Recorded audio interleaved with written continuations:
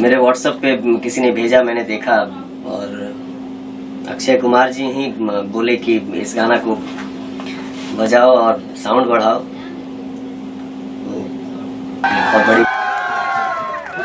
बड़ी यही वाला गाना।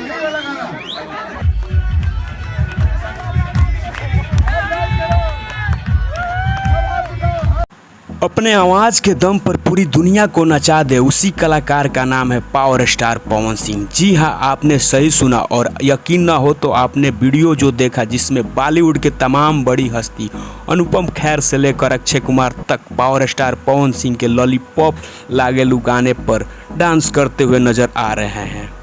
यह वीडियो तब की है जब बॉलीवुड एक्टर अनुपम खेर और अक्षय कुमार अपने फिल्म के प्रमोशन के दौरान एक होटल में पहुंचे थे। वहां बॉलीवुड एक्टर अक्षय कुमार ने खुद कहा कि यही वाला गाना बजाओ, यही वाला गाना बजाओ। इससे आप पावर स्टार पवन सिंह की लॉलीपॉप का क्रेज़ का अंदाज़ा लगा ही लिए होंगे।